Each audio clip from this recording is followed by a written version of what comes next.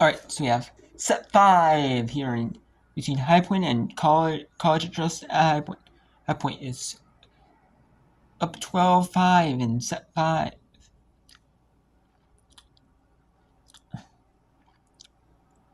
And this is one of 3 non-conference matches today. We're going to be down to 5. And after today, it's going to be down to 3 non-conference matches. 3.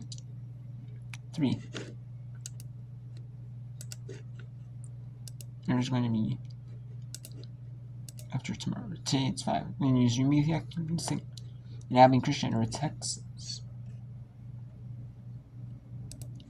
And then on the 4th, there's 1. Foxy Hampton, you'll be down to 2. And then on the 5th, there's none. And on the 11th, there's none. On 12th, it was on the last 2. It's Howard at Temple and Towns at Coppin State.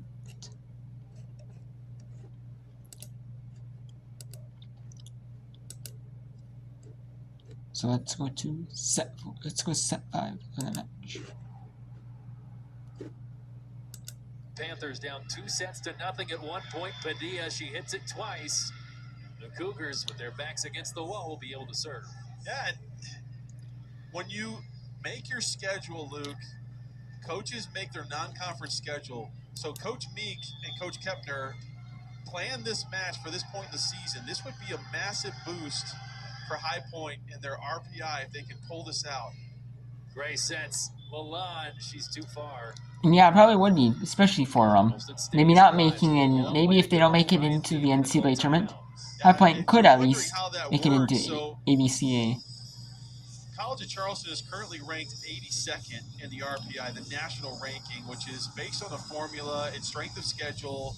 How do you play against other ranked teams or teams that are, if you beat a team in the top 50, you're going to have a bigger jump than if you beat a team in the bottom 50, right? If you lose to a team that's in the top 50 or top 100, you might still get a boost, but if you lose to a team that's in the bottom 50 or bottom 100, it kills your RPI. You start to slide several points. So if you're kind of tracking that with me, what that means here is that you schedule a match like this, knowing the history of both programs, that College of Charleston has been an NCAA tournament team as recently as last year, and High Point as well. So both coaches know that this match on paper was probably going to be ripe for a good RPI boost to whoever won. Both coaches felt like they probably had a good chance to win this match. High Point is currently ranked 126, okay? And if you're not sure, there's over 330 teams in Division I volleyball. So High Point's in the top 3rd. College of Charleston is in the top 4th. If College of Charleston wins this match, were to win this match, they would get a slight boost in their RPI. Maybe go from 82nd to like 75 or so.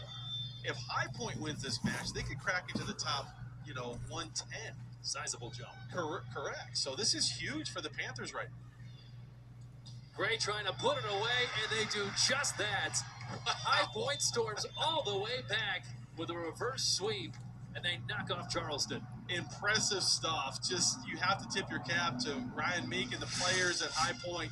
The reverse sweep, the first in the season, but just the way they did it, they never backed down.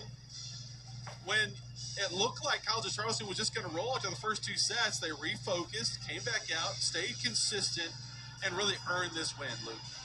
Brooke Jeffrey puts it away with the final kill, and the Panthers celebrating as they should after a dramatic come-from-behind victory. Like you said, College of Charleston had a lot of momentum after those first 2 sets. Panthers dug deep, came back with a win.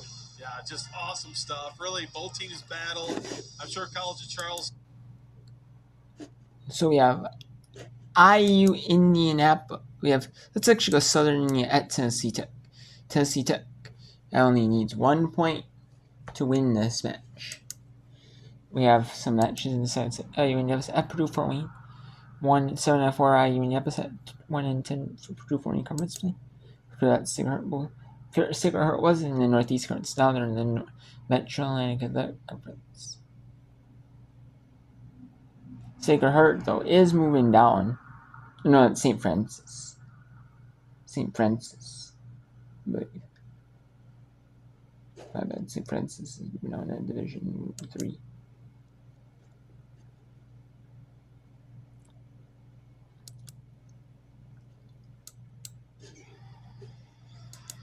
serve. For the win, Coleman. Right back for Anderson. It is over. Tennessee Tech gets swept by Southern Indiana. We have IU Indianapolis looking for the sweep. Or Purdue Fort Wayne. They got 12 match points. Miranda. Ball still alive. I have the free ball. Return. And Amanda Stevens says, let's. And there it is. There's the sweep. And there it is. So let's go set 2. We got 5 matches on currently on ESPN networks. On ESPN, all on ESPN Plus. We'll go to all 5 here. Was.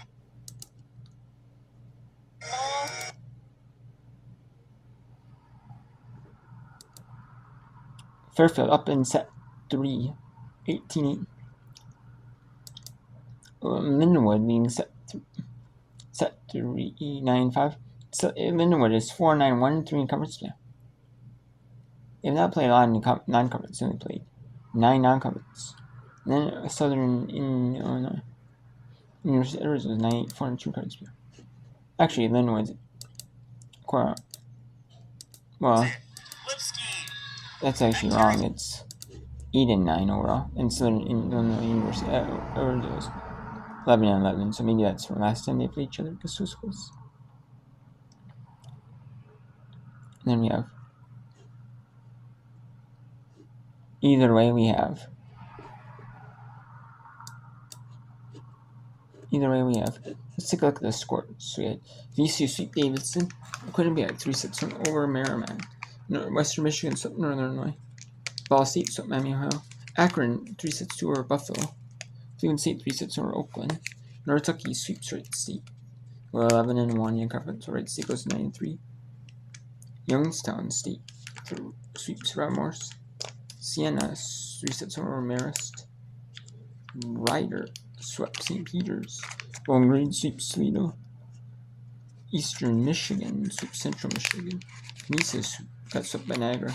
Fairpoint reverse swept College of Charleston like this. Third. Central Michigan. Or Central Connecticut, my bad.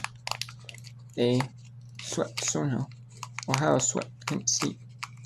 Gardner-Webb swept Lee's McRae, a non-Division I school.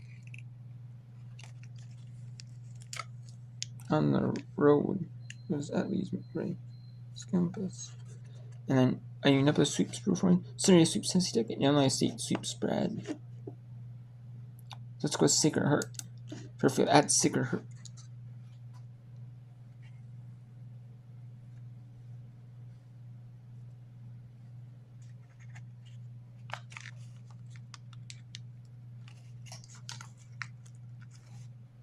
Let's see if Fairfield can sweep. Fairfield should sweep Sacred Heart, but let's finish up the sweep here. Then we'll go to some other matches here.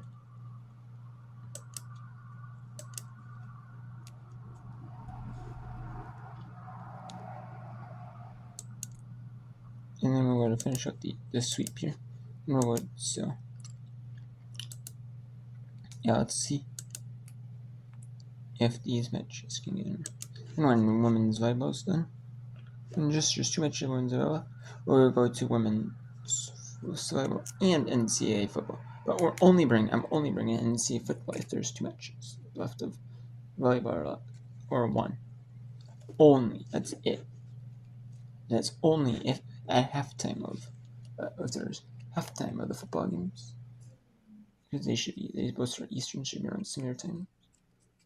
I mean, they're not, maybe not like a true halftime show. It would be just like a filler halftime show. They're about like big games from upcoming, but still, it's something for halftime.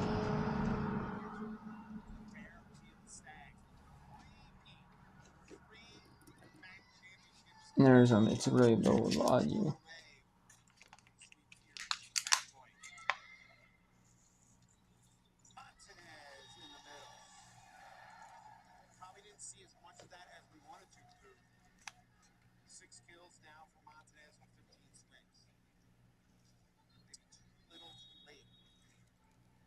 almost feels like we couldn't see too much of that, though. We talked a little bit earlier about out-of-system play. It seems like St. Hart's been out-of-system quite a bit today by this Fairfield offense, as we see it, another out-of-system set there by Riley Short. Just gets that one over. They're going to go back in the middle. Can Fairfield close it out here? Sacred Heart stay alive. The big drive out of bounds. Just a little bit too much mustard on that hot dog. As Villarreal heads back to the service line. 27 service aces on the season. How about that? She had the single season digs record last season. 548. Second on the single season digs. Set record with 4.7. That's carried over into her sophomore season. Handled there by Hubert. Five's going to stay alive.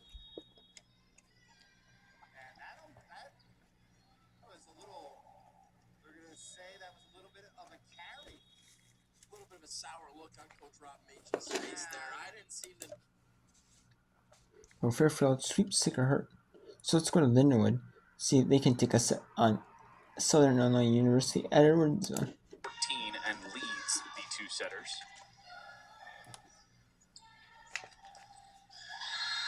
Ooh, on the line.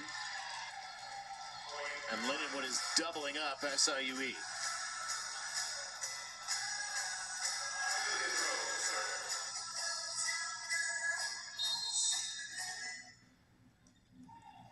Amelia Throw, the only setter for Lindenwood. She leads everybody with 23 assists. And that one right off the block from Kindia Smith to give it back to SIUE. It's 14-8.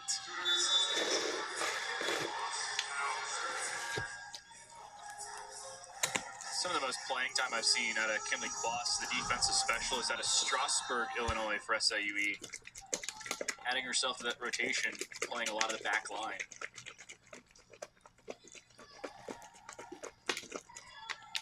Richie.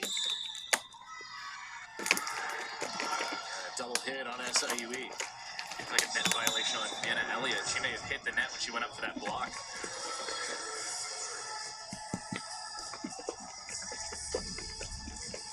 Something that SIUE was pretty good in avoiding throughout the first.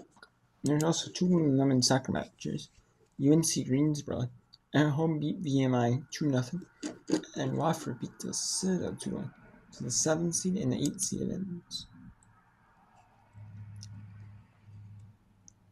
So the match has not been mentioned, but it's going to be on Friday. They're going to play. At least UNC Greensboro does play.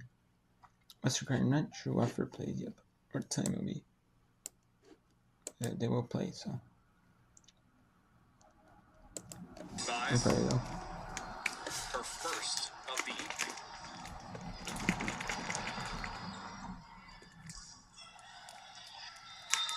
And that block is out of play.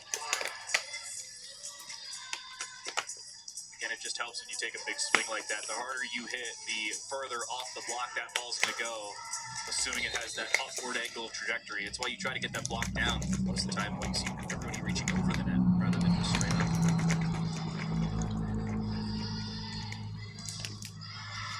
Roth just blocked that straight into the air.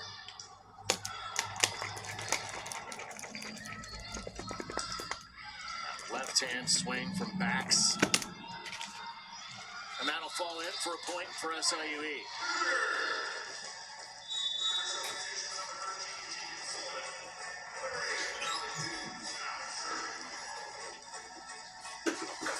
I think that's exactly what Coach Kendall Pauls was telling Kindia Smith.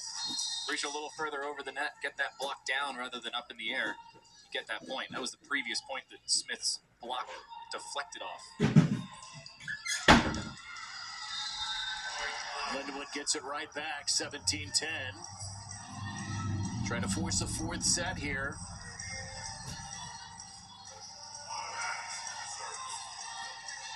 SIUE won 25-19, 25-23. The first two sets in this match.